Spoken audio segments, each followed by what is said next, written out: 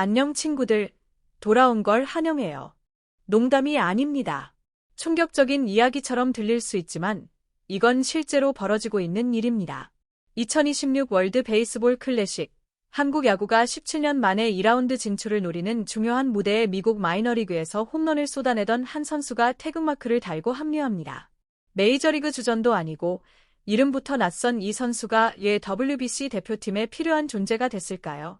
더 충격적인 건 이 선수가 단순한 보험이 아니라 현재 대표팀 상황에서는 반드시 필요한 카드라는 점입니다. 김하성은 빠졌고 송성문도 없습니다. 내야는 비어있고 선택지는 많지 않죠. 그래서 한국 야구는 다시 한번 모두가 의심하는 선택을 했습니다. 미국 홈런 왕급 타자의 한국 대표팀 합류. 이번에는 정말 다를까요? 아니면 또 한 번 같은 기대와 같은 실망을 반복하게 될까요? 이번 영상에서는 이 충격적인 선택이 왜 나올 수밖에 없었는지, 그리고 이 선수가 과연 WBC 무대에서 한국 야구의 구원이 될 수 있는지 냉정하게 짚어보겠습니다. 서희 유트컴이 왜 미국 홈런왕이라는 말로 불리는지 이유는 단순합니다. 미국 마이너리그에서 실제로 홈런을 가장 많이 쳐온 타자 중 한 명이기 때문입니다. 서희 유트컴은 프로 입단 이후 불과 몇 년 만에 AA와 AAA까지 올라갔고 마이너리그 통산 500경기 이상을 뛰며 홈런 120개 이상을 기록했습니다. 이건 단순히 한 시즌 반짝한 수치가 아닙니다. 여러 레벨을 오가며 꾸준히 장타를 생산해 왔다는 의미죠. 특히 2023년에는 AA와 AAA를 합쳐 한 시즌 35홈런을 때려냈습니다. 같은 리그, 같은 환경에서 이 정도 홈런을 치는 선수는 흔치 않습니다. 지난 시즌 AAA 성적만 봐도 그렇습니다. 100경기 넘게 출전해 홈런 25개, OPS 0.869. 이 리그가 타자 친화적이라고는 하지만 그렇다고 아무 타자나 20홈런, 25홈런을 찍을 수 있는 무대는 아닙니다. 게다가 유트컴은 단순히 힘으로만 밀어붙이는 타입이 아닙니다. 장타와 추루를 동시에 가져가는 유형입니다. 마이너리그 통산 도루가 100개가 넘는다는 점만 봐도 이 선수가 홈런만 치는 느린 거포가 아니라는 걸 분명히 알 수 있죠.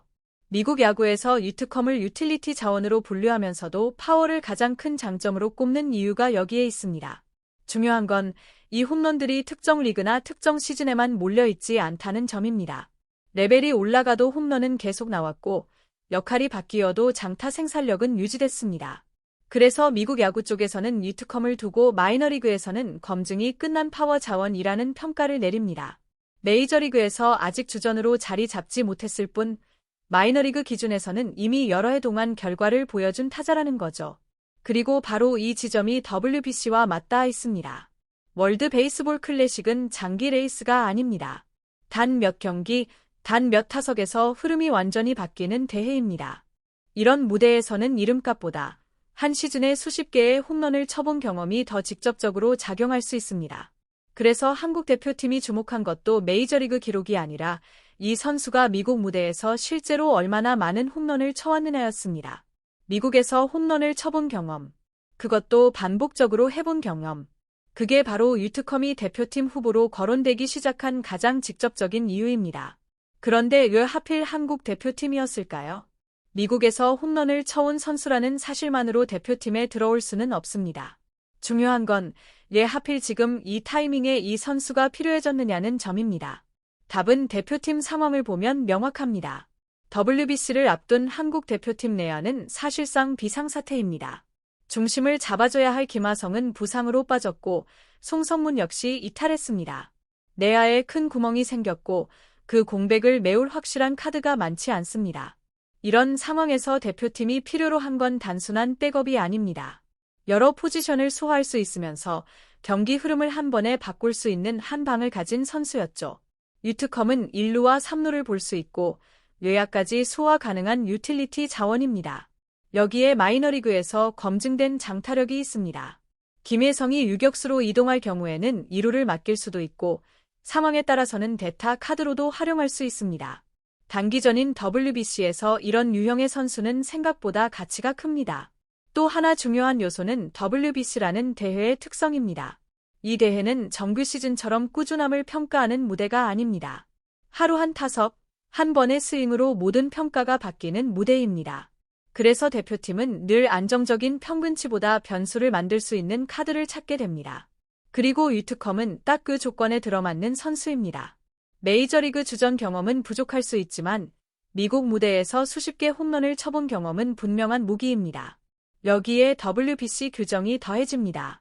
부모 중 한 명이 한국계라면 태극마크를 달 수 있다는 규정. 이미 토미 에드먼 사례로 한 번 경험한 선택지죠. 이번에도 대표팀은 같은 규정을 활용했습니다. 이게 편법이냐 아니냐를 떠나서 규정 안에서 가능한 선택지 중 가장 즉각적으로 전력을 보완할 수 있는 카드였다는 점은 부정하기 어렵습니다. 문제는 이 선택이 처음이 아니라는 데 있습니다. 한국 야구는 중요한 순간마다 이렇게 해외에서 즉시 투입 가능한 자원을 불러와 공백을 메워왔습니다. 그래서 위트컴의 합류는 한 선수의 이야기가 아니라 구조의 이야기로 이어집니다. 국내에서 키운 내야 자원이 부족해졌고 그 결과 대표팀은 다시 한번 외부에서 답을 찾고 있습니다. 이 선택이 현실적인 보강인지 아니면 또 한 번의 임시방편인지는 WBC 무대에서 곧 드러나게 될 것입니다. 다만 분명한 건 지금 한국 대표팀이 위트컴이라는 이름에 기대를 걸 수밖에 없을 만큼 선택지가 크게 줄어들어 있다는 사실입니다.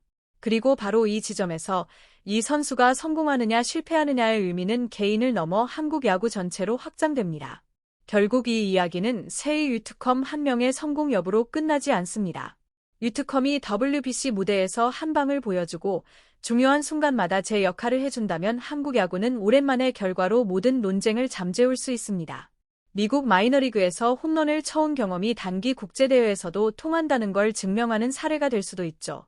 그리고 한국 대표팀은 부족한 내야 전력을 유연하게 메우며 17년 만에 2라운드 진출이라는 목표에 한 발 더 다가설 수 있습니다.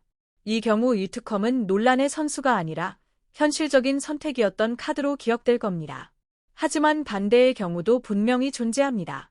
위트컴이 기대만큼의 임팩트를 보여주지 못한다면 이 선택은 또 하나의 익숙한 이야기로 남게 되겠죠.